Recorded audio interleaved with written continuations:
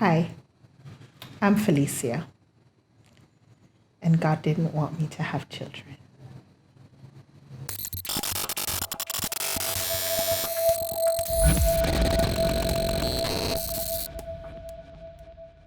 Two friends from an island in the Caribbean set out on a journey to find inspiring stories told by the persons who lived them. So with a camera bag and an open mind, they learned that the best part of life is not the destination, but The journey.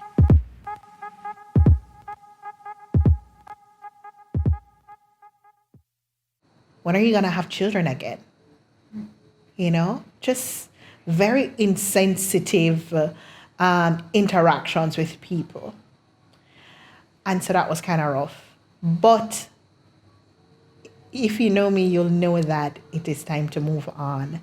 And when I got to the point of moving on, I said to my husband, let's try again.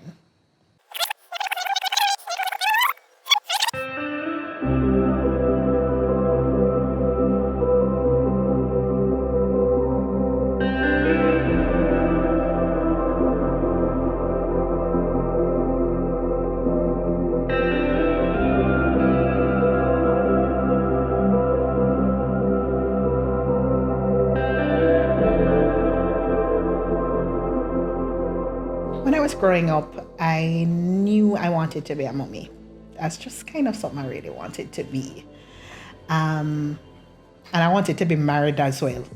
I wanted to be married and I wanted to be a mommy, right? That was goal number 1 and 2. So of course, when I got married, it was awesome. But we knew we wanted to have children. But we wanted to time it, we wanted to make sure we had great jobs and we could take care of the children. So my husband and I, we waited until we were maybe 2-3 years in, and we got married late by our community's standard. We are Christians, and a lot of people in our church would have already gotten married, like 25, but I was 29, 28, 29. And so waiting was also another thing, right? Because everybody wanted to know, so when are you going to have children? That is the biggest question. When are you going to have children? You don't have any children yet? Lord, you can't give your parents grandchildren. So that was like pressure, on us. But we decided that we're going to wait, and we're going to do our masters, and we're going to wait. The last few months in our masters, we decided that we're going to start trying. And it didn't take long, but it was longer than we thought it should take, We eventually got pregnant, and, we're excited. Our family, they're excited. Our friends, they're excited. We're excited about this new venture. And it for those people who know me, will know that I have a timetable, and this is what's supposed to happen in the timetable, right? So I was on point with my timetable. I'm pregnant, ready to go.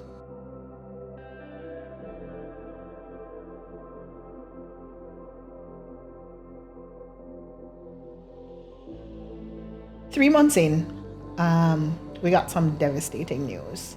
So I went to a regular visit to check up with my doctor. And she just, when I looked at her face as she did her test and, listening and so on, she had dread on her face. And I started to get really scared. And she said, I'm not sure what's going on here, but you need to do an ultrasound. So we went and did an ultrasound.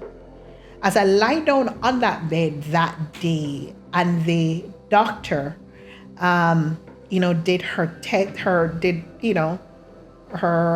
used little ultrasound instrument, is what I would call it, to just listen to the heartbeat.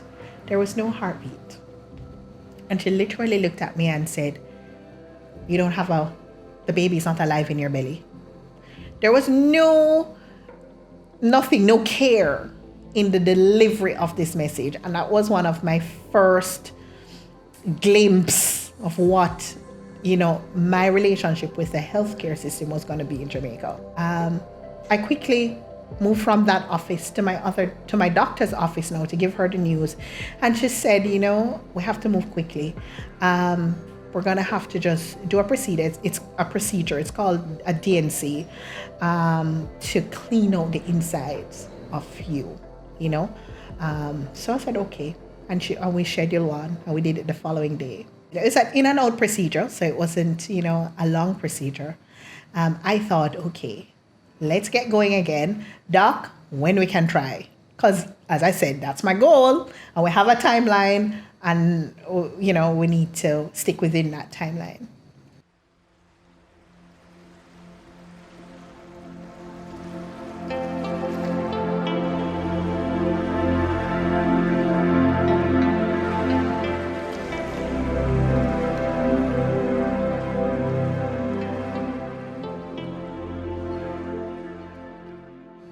So the doctor said, well, I have to wait 6 months. I'm like, okay.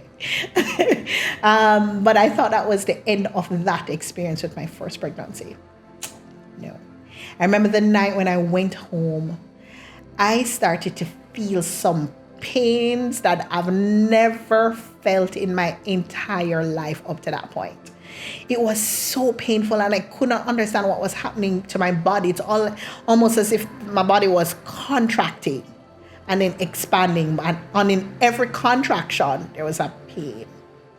We rushed to the emergency room, called my doctor, and I found out later that night that the doctor didn't get everything out.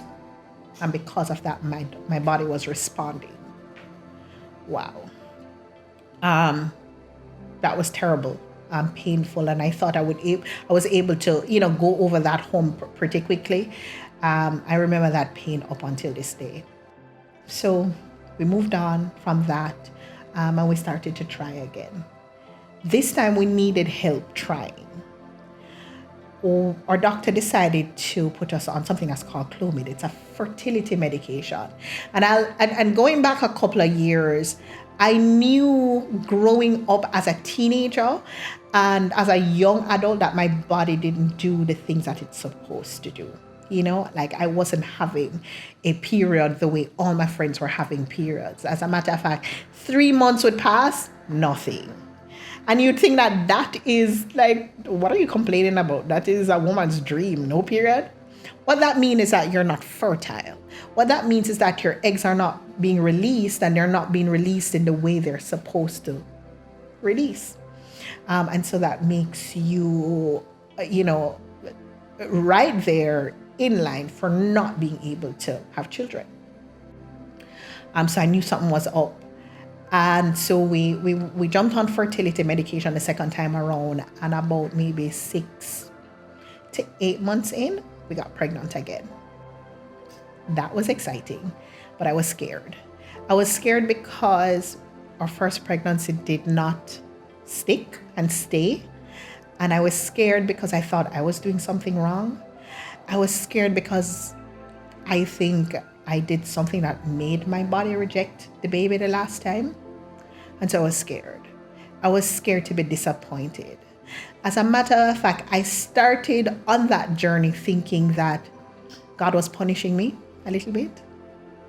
And so I was scared because of that.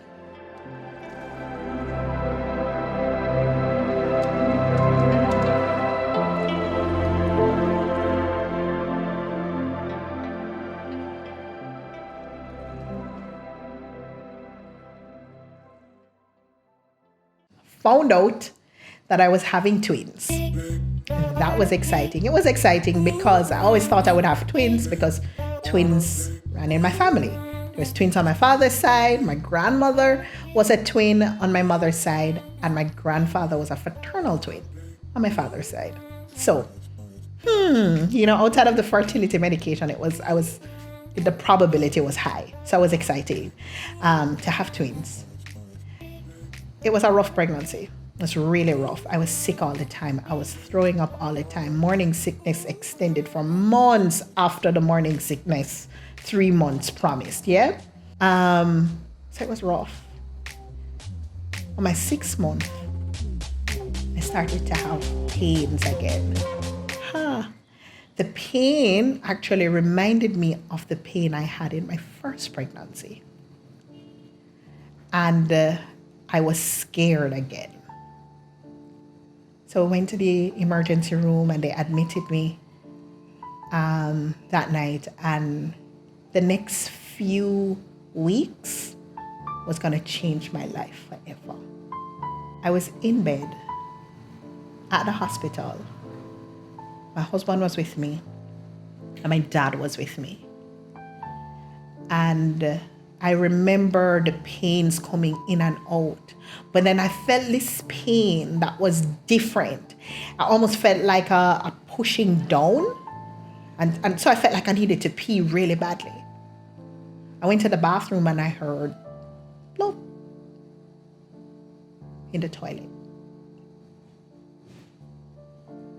And it was heavy enough to have disappeared because I didn't see it in the toilet. So it was hard for me to explain what it was. So I told the nurse and she didn't respond with urgency. She just asked me to lie down. After that, the pain got even worse. So it appeared like as if the plug of some sort just gave way, whatever it was, was there, it gave way and it just fell in the toilet. And so I was in excruciating pain. The hospital that I was at could not manage my kind of issue. It was a private hospital and only the government, the public hospital, could really manage my issue. So they had to call an ambulance. Now, how it kind of works is that if you are not registered with the public hospital, they don't have a bed for you. And they don't have a bed for the possible baby that will come. So even though I was calling from a private hospital, that really did not matter. So the hospital said, we don't have a bed for her, but send her because you don't really have a choice. I remember vaguely because I was heavily medicated because of the pain. And I remembered going on the gurney, that little bed that they put you in the ambulance. And I remember them strapping me down and medicating me. And Dave, my husband, couldn't come with me. So he had to drive actually behind the ambulance. And this was like 2:00 one morning. So there were no cars on the road. And I remember feeling the ambulance going really slowly. And I felt every bump in the road, even though I was sedated. And I felt every bump in the road. But I could not connect time with present. So it was in a really weird state. We eventually got to the hospital and it felt like a long drive, but I couldn't tell. When we got to the hospital was already closed. And so we had to go through a back entrance and so on to the maternity ward. I believe, if my memory served me right, as I said, I was sedated at the time, it was 3 stories up, or 3 flights of stairs, I should say, and the elevator didn't work. What that means is that the 2 gentlemen in the ambulance and my husband had to lift the bed up 3 flights of stairs to carry me into the maternity ward. I couldn't see visitors. The only person who could see me in that area was my husband. And he couldn't stay long. And it felt like days, but it really was maybe 24 hours. Everything happened. I remember this fantastic doctor coming to me. I don't know where my husband found him, but in some conversation with some doctor, he found this gentleman. And he came to me and he examined me. And I remember he said, "Mrs. Williams, I have a small ultrasound in my car. I'm going to run and get it and come back." He went and he was true to his word in the chaos. And trust me, it's almost like the entire place. There were mothers everywhere about to have babies. There were at least 10 mothers in the same room, and the beds are beside each other, and it felt really cramped in the small room. And he was the only thing that slowed down in the moment for me, because I felt like that was the only caregiver who cared. And he came back with his little ultrasound machine. It was portable. And he did his test. And he said to me, if you don't have these babies, you're going to die.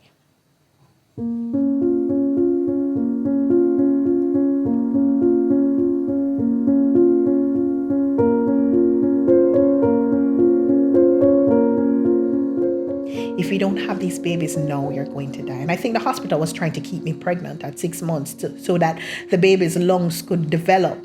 But really, I was already starting to contract. I've already started the process of delivering. And he said, you have to deliver these babies. We have to induce labor today. At that point in time, it wasn't our choice. It was either I lived or I died. And either I would take the chance in that moment to have these babies and pray that the Lord would breathe life into them like he does, that he did me and many other babies on that day. So I went into labor.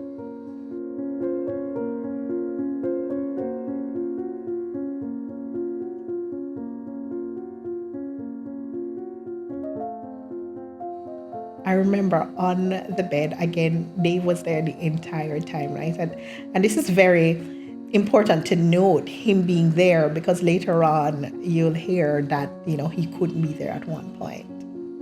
But he was there. I remember he was holding on to me and I had to deliver. No, this is not a C-section. This is pushing out 2 babies at the same time, right?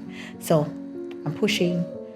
And I felt as though, and I laugh now because, it's in my past and I'm more nostalgic about it. But I almost remember like the doctor put her entire arms down inside of me to pull these babies out because I could not do it. I'm like, I cannot push anymore. I have nothing left inside of me. After almost 24 hours of being in labor and being in pain, like I just didn't know what else to do. I didn't have it. So I delivered 2 beautiful baby girls, Leah Williams and Annalie Williams. Those were their names. And I delivered 2 beautiful baby girls. I remember they rushed them away because I glimpsed them. I heard a little baby noise, but I glimpsed them and they just disappeared. I wasn't angry that they disappeared because in my mind, I believe these doctors were trying to save my babies. So they fixed me up and they put me back in the same room of chaos with all the other mothers who were trying to deliver that day. And I remember lying down and I'd fallen asleep. And then my husband came and I saw him. And it was the first time I saw tears in his eyes ever, and maybe the last time, right? To date. He said to me, Annalie died. She didn't make it. And I felt dread. Because I just delivered a baby girl and her sister, and she died.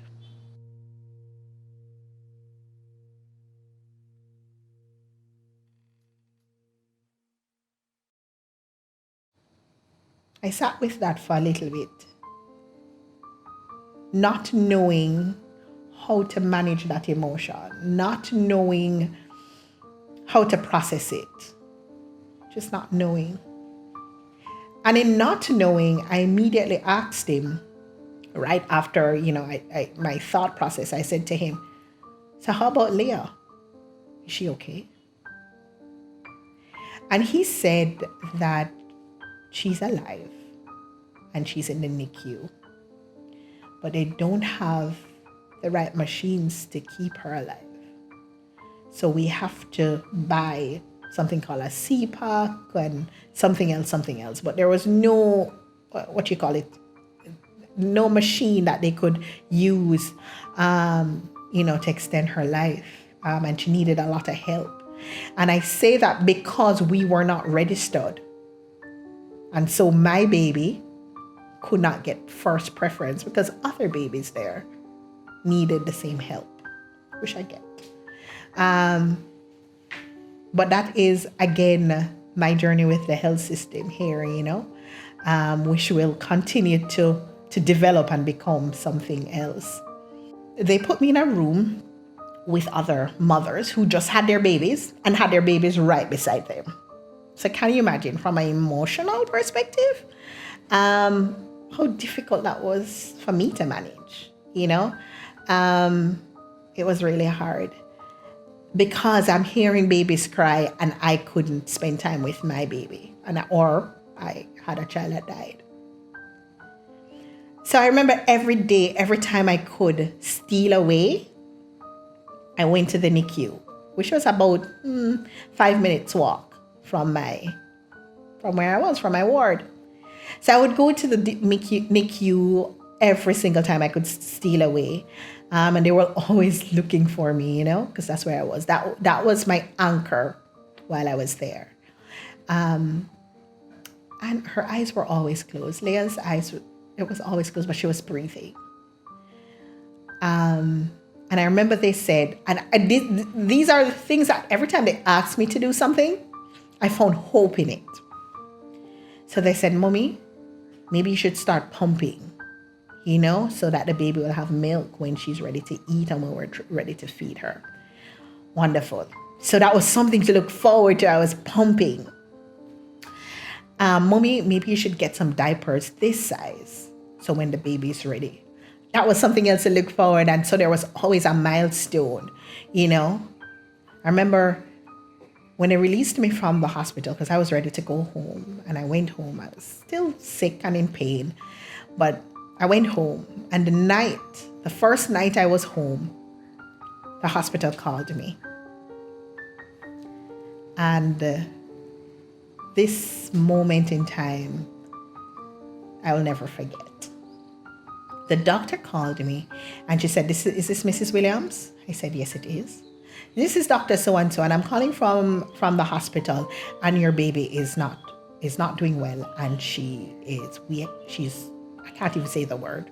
She's dying. And again, with such disregard for maybe the other person on the other line and what the other person is going through.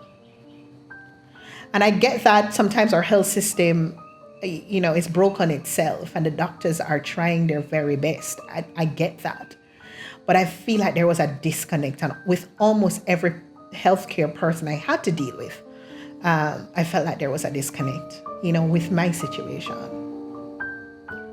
So I said, hold a moment, because I'm not processing what you're saying to me. Can you please speak to my husband? Before passing the phone to Dave, she said, it doesn't matter who I speak to, the information will still be the same.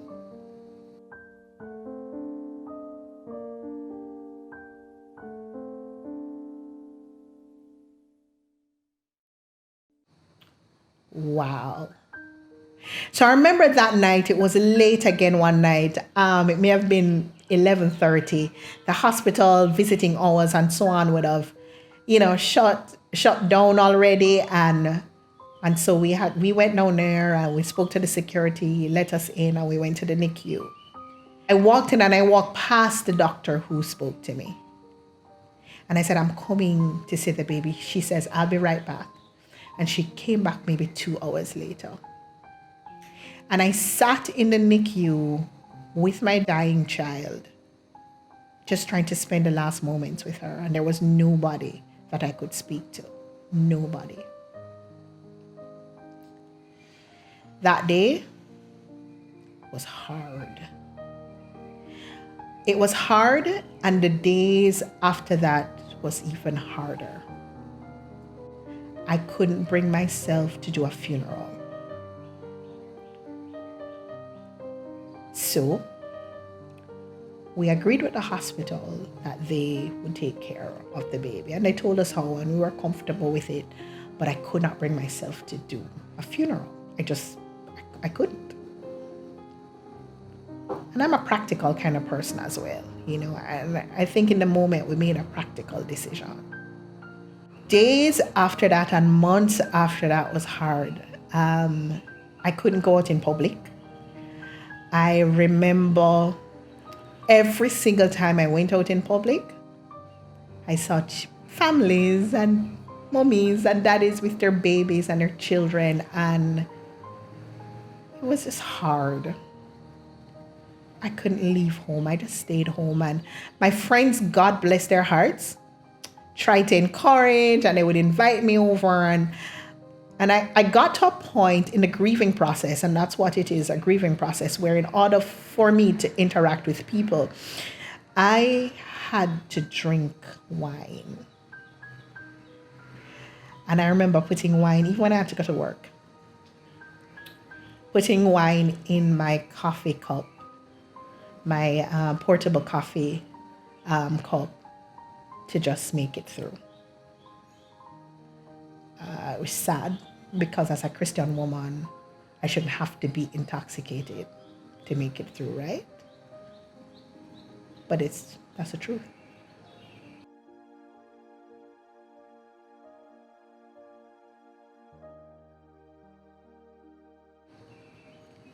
I remember one day going to the ATM machine, and I saw a woman with 3 children, and she had a baby in her hand, maybe the age, maybe a little older than what my girls would be if they were still alive.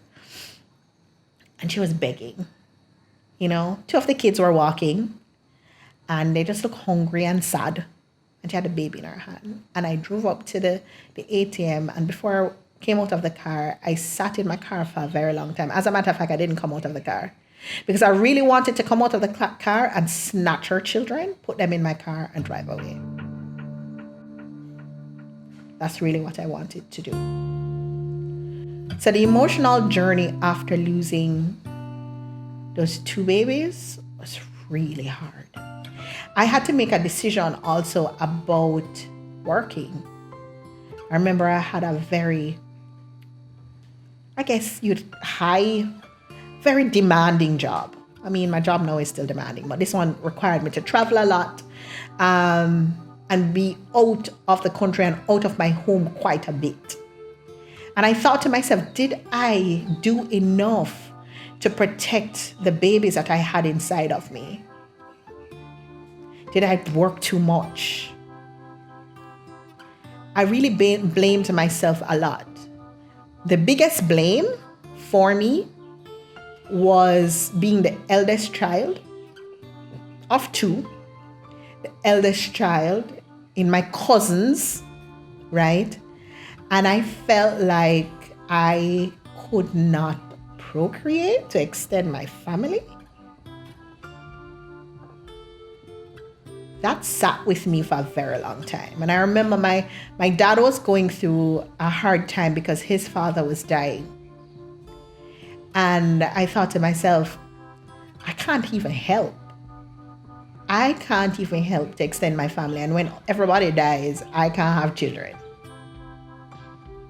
So I kind of, put this big weight on my shoulder. I started to create all these stories and all this. I started to sit in my grief and extend it because I added all these stories to it. I tried to function. I prayed a lot. I prayed a lot because I know that whether I believe God or not, God is still God. So I prayed a lot. I asked God a lot of questions. I asked why. And my questions to him were about how I remained faithful to him. As I grew up as a Christian girl,